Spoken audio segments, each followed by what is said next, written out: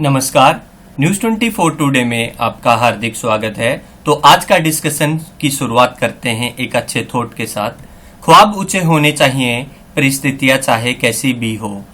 One should always dreams big irrespective of your position और situation. बहुत ही अच्छा thought यहाँ पे दिया गया है। एक गरीब बच्चा ईटों की अपनी कुर्सी बनाए हुए है और ये एक ऊंचा ख्वाब देख रहा है कि कोई अच्छा नेता बनेगा या एक आईएएस अधिकारी बनेगा। ये तो उसके ख्वाब पर निर्भर है कि उसने क्या ख्वाब देखा है। आपने क्या ख्वाब देखा है, कमेंट बॉक्स के माध्यम से आप बता सकते हैं और उस पर जी तोड़ कड़ी मेहनत करके आप पॉजिटिव माइंडसेट के साथ आगे बढ़ सकते हैं। तो आज का डिस्कशन की शुरुआत करते हैं।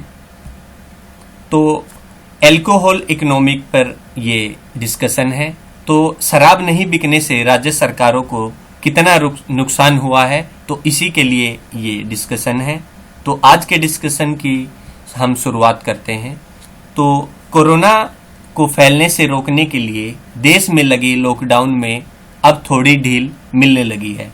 जान के साथ साथ अब जहान की भी फिक्र होने लगी है। इस बार जब लॉकडाउन में क्या छूट मिलेगी, गृह मंत्रालय ने लिस्ट जारी की तो सोशल मीडिया पर सबसे ज्यादा चर्चाएं शराब की दुकानें खुलने को लेकर थी कि किस जोन में ये दुकानें खुलेंगी और कहां नहीं। इसी को लेकर जमकर पूछ परख होने लगी और सोशल मीडिया पर मीम भी चल पड़े। लेकिन सवाल यह है कि जब 40 दिन से देश में टोटल लॉकडाउन था और 17 मई तक भी लॉकडाउन ही रहेगा, तो फिर शराब की दुकानें खोलने की जल्दबाजी क्या थी? तो जवाब है राज्यों की अर्थव्यवस्था। तो दरअसल शराब की बिक्री से राज्यों को सालाना 24% तक की कमाई होती है। कुछ दिन पहले पंजाब के सीएम कैप्टन अमरिंदर सिंह ने केंद्र सरकार से शराब की दुकानें खोलने की इजाजत मांगी थी, लेकिन सरकार ने उनकी मांग को ठुकरा दिया। अमरिंदर सिंह ने एक इंटरव्यू में बोला कि उनकी सरकार को 6,200 करोड़ रुपए की कमाई एक्साइज ड्यूटी से होती है। उन्होंने कहा कि मैं ये घाटा कहां से पूरा करूंगा, क्या दिल्ली वाले मुझे ये पैसा देंगे? तो उन्होंने जवाब दिया कि वो 1 रुपया तक देने वाले नहीं हैं। तो इसी पे ये डिस्कशन है। स्क्रीन के माध्यम से आप देख भी सकते हैं कि 700 करोड़ रुपए तक का नुकसान हर साल जो है हो रहा है और 24% तक की कमाई राज्य सरकारों को होती थी। तो आखिरकार कैसे शराब से राज्य सरकारों को कमाई होती है, इसको भी जान लेते हैं। तो आप स्क्रीन के माध्यम से देख सकते हैं कि 2010 और 2016 तक के आंकड़े लीटर में दर्शाए गए हैं।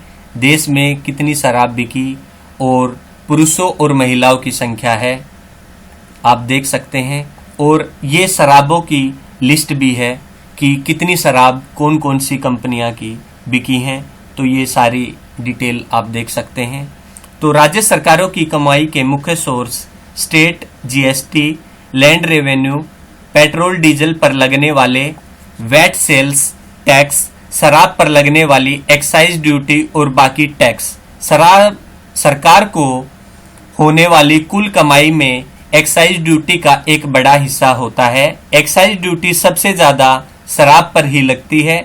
इसका सिर्फ कुछ हिस्सा ही दूसरी चीजों पर लगता है, क्योंकि शराब और पेट्रोल डीजल को जीएसटी से बाहर रखा गया है। इसीलिए राज्य सरकारें इन पर टैक्स लगाकर रेवेन्यू बढ़ाती है। पीआरएस इंडिया की रिपोर्ट के मुताबिक राज्य सरकारों को सबसे ज्यादा कमाई स्टेट जीएसटी से होती है। इससे औसतन 43% का रेवेन्यू आता है। उसके बाद सेल्स वैट टैक्स से औसतन 23% और स्टेट एक्साइज ड्यूटी से 13% की कमाई होती है। इनके अलावा गाड़ियों और इलेक्ट्रिसिटी पर लगने वाले टैक्स से भी सरकारें कमाती है। पिछले साल ही शराब बेचने से राज्य सरकारों को 2.5 लाख करोड़ रुपए का रेवेन्यू मिला था, लेकिन लॉकडाउन की वजह से देश भर में शराबबंदी भी लग गई थी। अंग्रेजी अखबार द हिंदू के मुताबिक शराब की बिक्री बंद होने से सभी राज्यों को रोजाना 700 करोड़ रुपए तक का नुकसान भी हो रहा है। अगर बिहार और गुजरात दो ऐसे राज्यों की बात करें जहां शराबबंदी जो है पूरी तरह से है, 1960 में जब महाराष्ट्र से अलग होकर गुजरात नया राज्य बना तभी से वहां शराबबंदी लागू है, जबकि बिहार में अप्रैल 2016 से शराबबंदी है। इसलिए इन दोनों राज्यों को एक्साइज ड्यूटी से कोई कमाई तक नहीं होती है। देश में हर व्यक्ति सालाना 5.7 लीटर शराब पीता है। तो ये WHO द्वारा रिपोर्ट प्रस्तुत है। तो आप देख सकते हैं शराब पीने की वजह से हुई मौतों को दर्शाया गया है। लीवर सिरोसिस की वजह से, सड़क हादसों की वजह से और कैंसर की वजह से, ये फिर नीचे कुल आंकड़े दिखाए गए हैं। और आप सभी से निवेदन है कि आप शराब और जितने भी नशे की पदार्थ की चीजें हैं उनका सेवन न करें, इनसे दूर रहें ताकि आप स्वस्थ रहें, अपने परिवार को भी सुरक्षित रह सकें।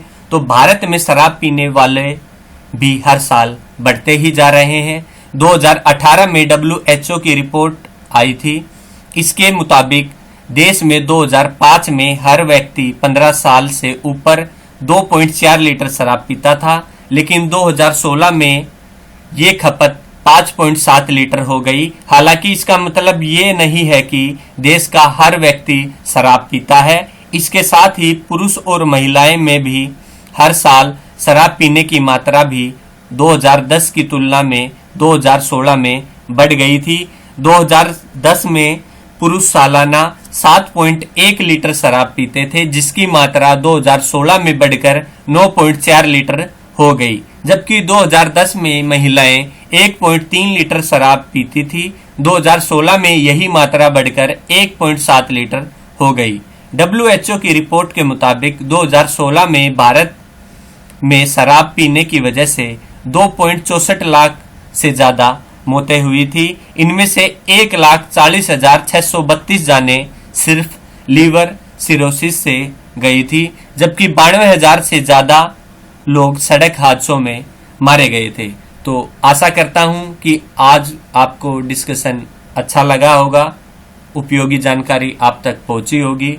अगर ये स्लाइड के माध्यम से अगर आपको यह हमारी वीडियो अगर अच्छी लगी है तो इसको लाइक करें। अगर लाइक करें, सब्सक्राइब करें और शेयर करें। अगर इसमें कुछ खामियां हैं तो आप कमेंट बॉक्स के माध्यम से हमको बता सकते हैं, और किस टॉपिक के बारे में आपको नेक्स्ट वीडियो चाहिए आप वो भी बता सकते हैं। आप सभी को मेरा नमस्कार।